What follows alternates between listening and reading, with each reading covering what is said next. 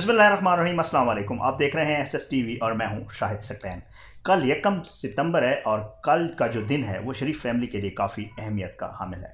कल अल अज़ीज़िया और Avon field के हवाले से इस्लामाबाद हाई कोर्ट में समाअत है और कल बहुत कुछ हो भी सकता है और होने जा भी रहा है।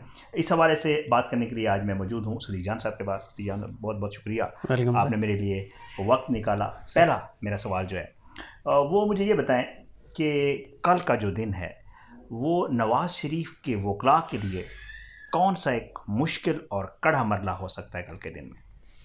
कल के सारे मराइल ही मुश्किल हैं अच्छा। लेकिन कल जो सबसे मुश्किल मरला होगा नवाज शरीफ साहब के वकला के लिए वो होगा इस सवाल का जवाब जिसके ऊपर हम भी बात कर रहे हैं और पिछले मेरा ख्याल है 15 दिन से कर रहे हैं। सही कि नवाज शरीफ साहब जो हैं जब उनकी 8 हफ्ते की ज़मानत ख़त्म हो गई और वो ज़मानत एक्सटेंड नहीं हुई, सही, तो उसके बाद इस्लामाबाद हाई कोर्ट से रब्ता क्यों नहीं किया गया? हाँ, इस्लामाबाद हाई कोर्ट से में रजू क्यों नहीं किया गया? नवाज शरीफ साहब की ज़मानत को इस्लामाबाद हाई कोर्ट से क्यों नहीं एक्सटेंड करवाया गया? और दूसरा ये भी दूसरे तो पॉइंट्स जो हैं वो औरों के लिए होंगे। वफाकी हुकूमत को भी मुझे लगता है सख्त सवालात का सामना करना पड़ सकता है, नैब को भी सख्त सवालात का सामना करना पड़ सकता है। यानी इमरान खान हुकूमत से ये पूछा जा सकता है कि जब इस्लामाबाद हाई कोर्ट ने नवाज शरीफ साहब को 8 हफ्ते की ज़मानत दी थी और उस फैसले में कहीं नहीं लिखा हुआ कि नवाज शरीफ का नाम ईसीएल से निकाला जाए या नवाज शरीफ को बैरून मुल्क भेजा जाए, जब उसमें यह नहीं लिखा हुआ था तो आपने इस्लामाबाद हाई कोर्ट से इजाज़त क्यों नहीं ली? आपने इस्लामाबाद हाई कोर्ट से रजू क्यों नहीं किया? सही। तो ये सबसे पहला जो मरला है कि नवाज शरीफ साहब का मौजूदा स्टेटस क्या है, ये सबसे इंपॉर्टेंट सवाल होगा जिस रुकावट को अबूर करने के बाद वो कोई भी और बात कर सकेंगे। यानी पहले उनको जस्टिफाई करना होगा नवाज शरीफ का लंदन में क़याम, ये सबसे इंपॉर्टेंट पॉइंट है। इसको जब वो जस्टिफाई अगर कर लेते हैं फिर अगला मरला होगा पहुंचेगा और फिर उसके बाद और मराइल हैं जिसमें अल अज़ीज़िया में उनको ये चीज़ इस्टेब्लिश करनी होगी कि जो अरशद मलिक हैं जज, उन्होंने जो फ़ैसला दिया था वो दबाव में आकर दिया था, वो बदनीयती पे मबनी था, वो गलत फ़ैसला था और ये चीज़ उनको साबित करनी पड़ेगी। ये दूसरा मरला होगा।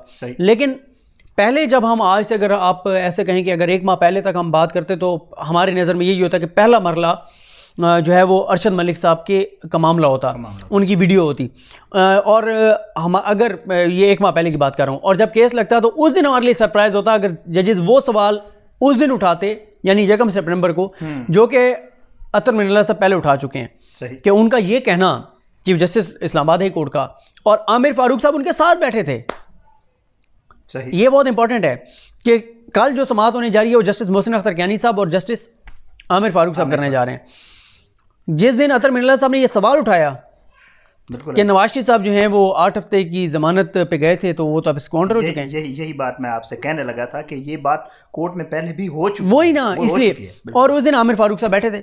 अब आमिर फारूक साहब इस बेंच का भी हिस्सा हैं और मुझे, क्योंकि मैं इस्लामाबाद हाई कोर्ट को इंपॉर्टेंट केसेस की हद तक कवर करने जाता हूँ, एक तो मेंबर उसके जिन्होंने 8 हफ्ते की ज़मानत दी थी, एक मेंबर तो आमिर फारूक साहब थे। सही। दूसरे अब मुझे याद नहीं है कि दूसरे जो हैं वो गुल हसन औरंगज़ेब साहब थे या मोहसिन अख्तर कियानी साहब थे।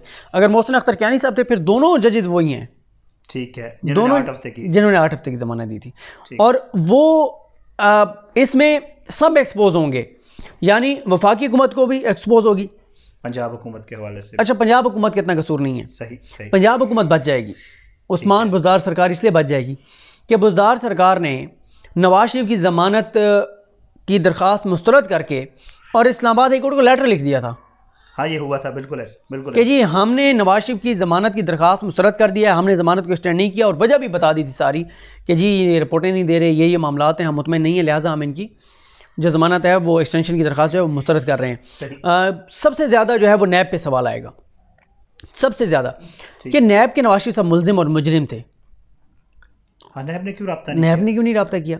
अब देखें ना, कन्विक्ट वो हुए नैब के केस में। हाँ। नैब के केस में कन्विक्ट होकर और उनको जेल भेजा गया, पंजाब हुकूमत की कस्टडी में, कोट लखपत जेल। ठीक है। वहाँ से जब उनकी ज़मानत हुई इस्लामाबाद हाई कोर्ट से, लाहौर हाई कोर्ट से, दोनों जगह जो है वो मेन पार्टी जो है वो नैब थी।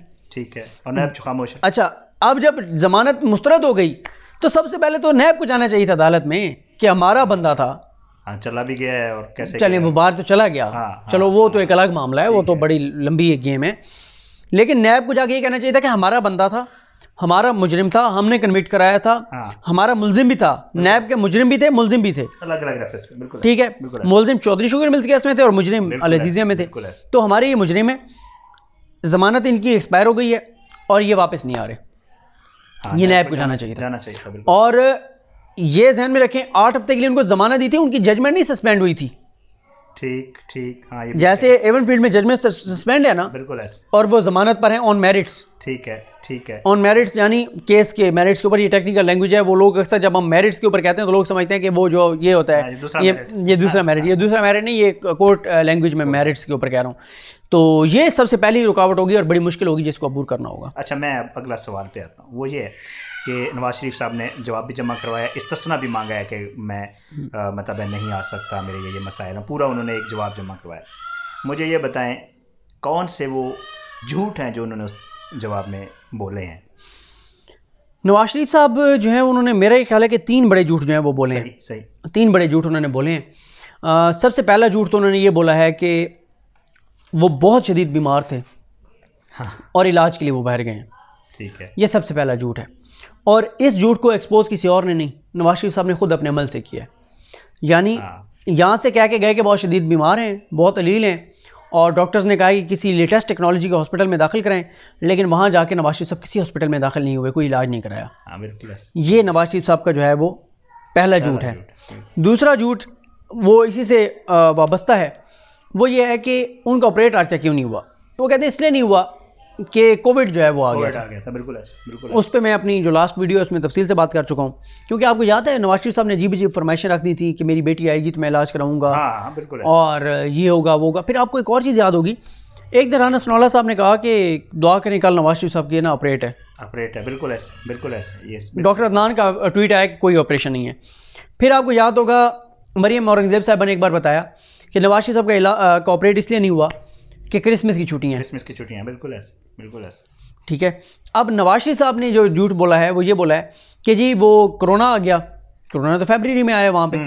और अगर कोरोना से आपको इतना ही खतरा था और आप कह रहे हैं कि मैं घर तक मैं दूध होगे, जबकि आप वहाँ पे हवाखोरी कर रहे थे, वो आप कॉफ़ियाँ पी रहे थे बाहर बगैर मास्क के, डॉक्टर्स कहते हैं। हाँ, डॉक्टर बिल्कुल अच्छे होते हैं। हाँ, वो मरियम औरंगजेब साहब ने कहा था कि वो ऑक्सीजन की कमी हो जाती है, प्लेटलेट्स कम हो जाते हैं, फिर बाहर जाते हैं। बिल्कुल ऐसे। तीसरा जो उन्होंने झूठ बोला है वो उन्होंने ये बोला है कि मैंने अपनी तमाम रिपोर्ट्स जो हैं वो दी हैं पंजाब हुकूमत को, लेकिन उन्होंने बदनीयती पे मबनी मेरी ज़मानत की दरख्वास्त मुस्तरद की। उन्होंने बिल्कुल झूठ बोला है।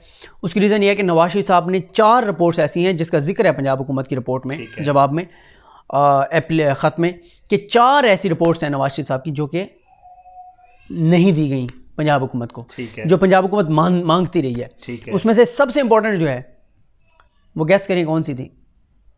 आप बताएं। प्लेटलेट्स वाली। पाकिस्तान की तारीख में सबसे ज्यादा प्लेटलेट्स का जिक्र अगर किसी केस में आया तो नवाज शरीफ साहब का आया ना। बिल्कुल ऐसे। अच्छा, नवाज शरीफ साहब जिस बेस पे बाहर गए थे, जिस एक पॉइंट पे होता था प्लेटलेट्स वाला, सारा मामला ही प्लेटलेट्स, और उसकी रिपोर्ट इन्होंने आज तक नहीं दी। तो ये नवाज शरीफ साहब ने जो है ना वो 3 बड़े मेरा ख्याल है झूठ, वैसे बहुत सारे हैं लेकिन ये 3 मेरा ख्याल है वो बड़े झूठ। अच्छा, मुझे ये बताएं कि नवाज शरीफ साहब ये तो मतलब लगता है कि नहीं आएंगे, और उन्होंने कह भी दिया कि मैं नहीं आऊँगा, क्यों नहीं आना चाहते वापस? इसके ऊपर ना जितनी हमने इस वीडियो में बात किया ना इतनी बात हो सकती है। तो ये इंशाल्लाह नेक्स्ट वीडियो में किसी में आपके साथ ही बात करेंगे इस पर। ठीक है, मतलब नवाज शरीफ साहब फिलहाल तो ये कंफर्म है, ये नहीं आ रहे, वो नहीं आ रहे वापस, सवाल ही पैदा नहीं आता। नहीं, बिल्कुल नहीं। चलें, कल लाहौर ही कोर्ट हुक्म दे दे तो वो फिर बाद में देखा जाएगा क्या होता है। कोर्ट बुला ले, हाँ वही ना, फिर भी देखेंगे, वो इतनी आसानी से तो नहीं आएंगे, लेकिन अभी तक उनका अपनी तरफ से आने का कोई इरादा नहीं है। ठीक है, कल इंशाल्लाह हेयरिंग है, और हेयरिंग के हवाले से भी और आगे आने वाले जरूर इंशाल्लाह आपसे बात होती रहेगी। इंशाल्लाह। बहुत बहुत शुक्रिया आपका सर, वेलकम।